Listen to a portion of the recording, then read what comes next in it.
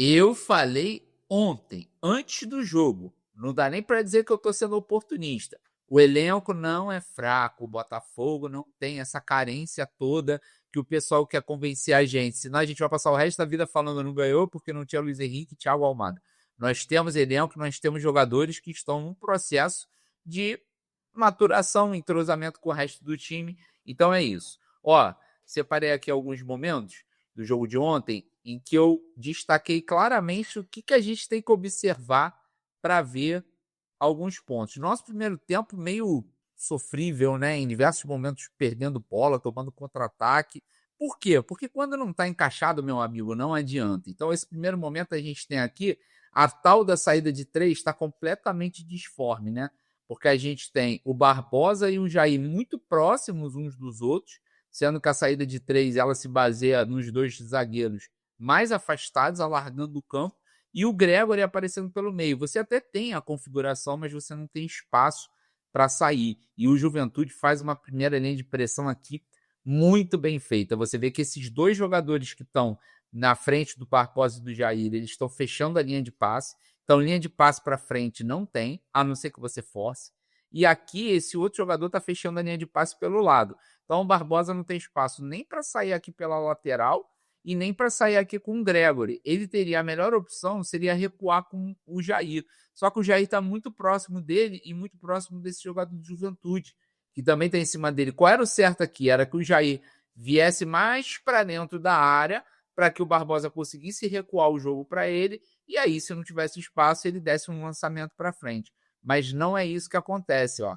Dá uma olhada no que vai acontecer nesse lance, ó. O Barbosa vai forçar justamente aquilo que eu falei, não tem espaço, mas ele vai forçar. Vai dar no Gregory, ó. O passe sai esticado, já não dá pro Gregory chegar, o Juventude rouba a bola. E aí, ó, olha que absurdo. Você tem 3 jogadores do Botafogo apenas contra 3 jogadores do Juventude, mano a mano. Ou seja, mostra que claramente a defesa aqui se desestruturou. Ainda bem que o cara errou o chute. Isso foi logo no início da partida, tá? A gente podia ter começado o jogo logo de cara tomando gol. Aos 23 minutos a gente tem a chegada do Botafogo, que vai gerar o gol. Ó. Aqui a gente tem o Botafogo em inferioridade, muita inferioridade, só que a defesa do Juventude está em linha. E aí o que o Arthur faz de forma muito inteligente, aquilo que o Botafogo fazia muito ano passado, ele volta. Ó, ele pega a bola e ele vai fazer um movimento de retorno. Porque aí o que acontece? Aí o jogador que está com ele acompanha e aí você já abre esse espaço aqui, ó. Olha para o cursor. Esse espaço aqui abriu. É exatamente onde ele vai infiltrar. E o Marlon Freitas, absurdo. Essa capacidade dele de passe é inigualável. Talvez ele seja o melhor passador do futebol brasileiro. Jogando no Campeonato Brasileiro, tá? Aí sai o cruzamento. E aí, para os faladores de plantão, né? Igor Jesus, o Igor Jesus está devendo, Igor Jesus, isso e aquilo.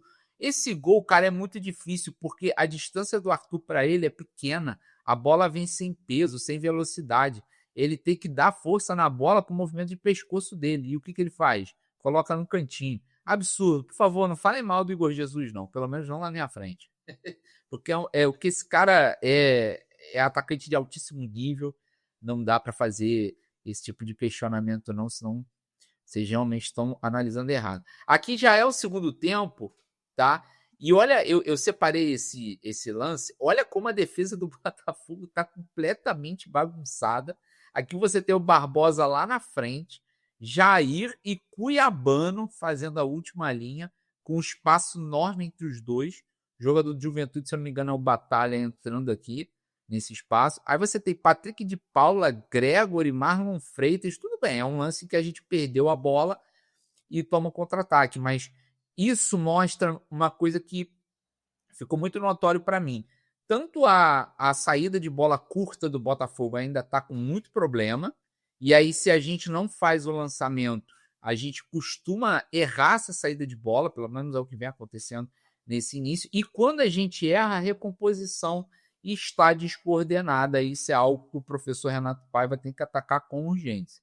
Senão a gente vai ter problemas já num futuro próximo. Já tivemos contra a Laú, mas a gente precisa amenizar isso.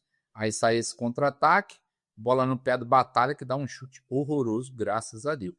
Outra jogada aqui que eu selecionei é o seguinte: olha a distância da linha de defesa para o Botafogo para o restante do time. Cara, você tem quase um quarto de campo. Um quarto de campo aqui sem ninguém, sem preenchimento nenhum. E é justamente esse espaço que vai atrapalhar tudo. Por quê? Olha a sequência do lance. Quando o Juventude vem para o ataque, ó, você não tem o meio-campo do Botafogo para fazer a contenção. Aí você tem aqui 3 jogadores do Juventude para bater com 4, um espaço absurdo na lateral, porque o Vitinho está lá na frente. E o problema não é o Vitinho estar lá na frente, tá? Isso é uma coisa que a gente tem que atentar. Ah, o Vitinho está lá na frente, então ele é o culpado. Não, ele não é o culpado, porque o técnico quer isso. O Renato Paiva quer o tempo todo que os laterais estejam espetados lá na frente. O problema é que você precisa ter uma recomposição, um time mais compacto. Se a nossa linha de meio de campo tivesse próxima, a gente não levaria esse contra-ataque, porque aí antes dos 4 defensores, você ainda teria mais 2 volantes, pelo menos aqui. Aqui você tem o Gregory enfiado, mas você não tem nenhuma recomposição do lado direito. Isso abre um espaço enorme e deixa a zaga do Botafogo em dúvida. A zaga do Botafogo fica em dúvida, porque aqui a melhor jogada era o passe para o lado esquerdo do Juventude, direito de ataque do Botafogo. Você vê que o Jair está olhando para cá. Ele não está olhando para o meio.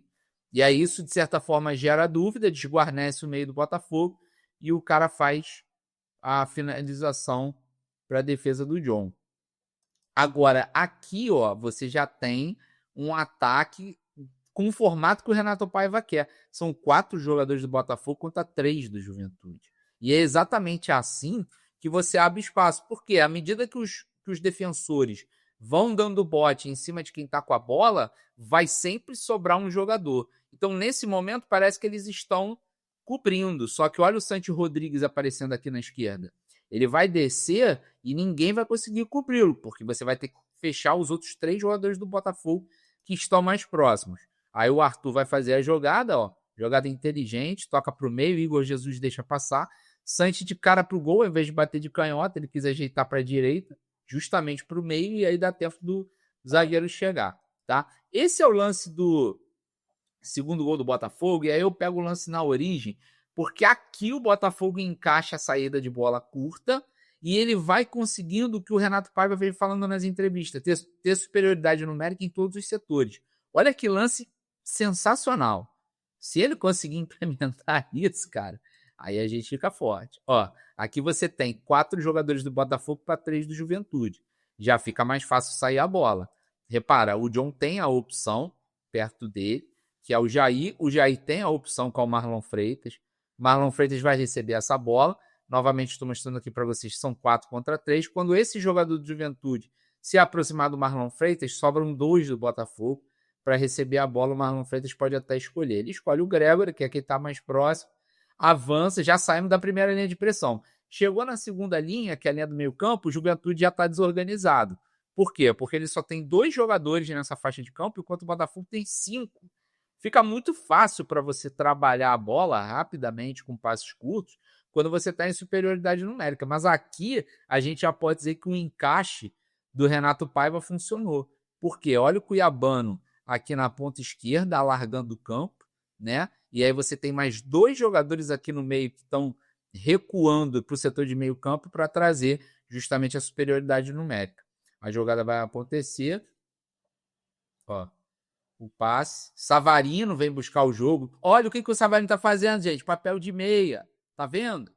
Não precisa contratar meia, não está faltando meia. Claro que se trouxer mais 1, 2 jogadores, isso só agrega qualidade para o elenco do Botafogo, mas não é uma carência, está faltando, não temos meia. Ano passado, sabe quem era o reserva imediato do Savarino, jogando nessa função de 10? Era o Eduardo, pouquíssimo confiável, tá? Jogador ótimo, tecnicamente falando, mas que em diversos momentos deveu. Então, assim, não consigo entender. Oscar Romero foi um cara que também entrou nessa função, cara que também não tem esse alto nível que o Botafogo busca. Então, calma, tá, gente? Calma, vamos analisar as coisas como elas são e não como a mídia fala pra gente analisar. Savarino veio atrás, buscou. Olha que beleza, minha gente. Tem 5 jogadores do Botafogo contra 4 do Juventude já numa zona de ataque.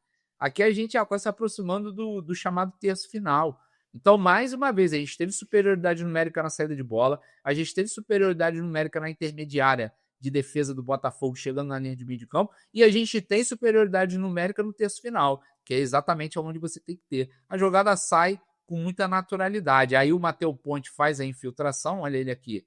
Ele vai sair no meio, o jogador de Juventude não sabe para onde ele vai, porque basicamente ele está olhando para o Igor Jesus, mas você também tem o Santi Rodrigues chegando aqui, então ele está na dúvida. Ou eu vou no Igor Jesus ou eu vou no Santi Rodrigues. Enquanto isso, o Matheus Ponte vai passar. E esse cara aqui, que sinceramente eu não sei quem é esse jogador de Juventude, ele tá preocupado com as costas.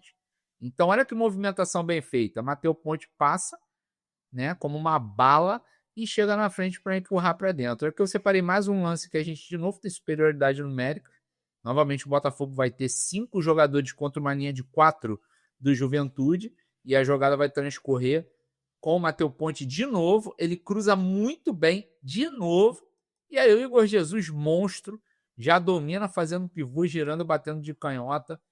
Foi uma jogada maravilhosa. Pena que o Matheus Ponte estava um pouquinho na frente e o gol foi anulado. Aqui nesse lance, eu também separo para mostrar como que a movimentação do Botafogo no segundo tempo encaixou. Sabe por que a movimentação encaixou, gente? Porque o Savarino virou meia, o Santi Rodrigues entra na esquerda e o Botafogo volta até aquele jogo, aquela movimentação por dentro e pela lateral, sincronizada, e aí tudo funciona. Aqui parece que o Juventude fechou a linha de passe, né? Olha aqui, ó, tem 2 jogadores, os outros jogadores do Botafogo estão enfiados na marcação, então eles também não estão em posição de passe. O que vai acontecer? Aqui é a movimentação que a gente precisa. Tanto Savarino quanto Arthur, eles voltam para essa faixa de campo que ficou um pouco vazia, né? O Juventude parecia ter interrompido a linha de passe, mas você tem esse clarão aqui no meio, exatamente onde Savarino e Arthur vão. E aí, como eu falo, já falei em inúmeros outros vídeos, se você não viu, volta lá para ver que você vai curtir. A movimentação tem que ser de mais de um jogador ao mesmo tempo. Quando o Savarino e o Arthur voltam, aí a zaga do Juventude vai ter que acompanhar os dois. Olha só o que vai acontecer. Ela acompanha. No que ela acompanha, ó, Savarino vem, vai devolver no Marlon. Devolveu no Marlon, tá todo mundo da zaga do Juventude olhando pro lado direito do Botafogo. Percebeu? E aí é a hora que tanto o Santi Rodrigues quanto aqui acho que já era o Alex Telles vão entrar, ó. Vai sair a inversão, sobrou 2 contra 1. E aí olha que maravilha. Avancei um pouquinho o vídeo, avancei errado, mas ó, os caras vão infiltrar, Igor Jesus volta. Quando o passe chega, o Botafogo tem 1, 2, 3, 4, 5, 6 jogadores contra uma linha de 4 defensores do Juventude. Mais um lance que ficaria fácil para fazer o gol. Só que aí o Alex Telles quis finalizar. Tudo bem. Não vamos crucificá-lo, né? Até porque Alex Telles tem bastante crédito. Então é isso, gente. Antes da gente se precipitar e falar que falta jogador, que falta elenco, que falta sei lá o quê, vamos entender que primeiro a gente precisa trabalhar dentro dos jogadores que a gente tem. Nós temos opções. E lembrando o seguinte, quem muda a configuração do jogo a favor do Botafogo são 2 jogadores que estão no banco. Justamente o que vocês estão falando, não tem elenco, o elenco é fraco. Entra Santi Rodrigues e Matheus Ponte.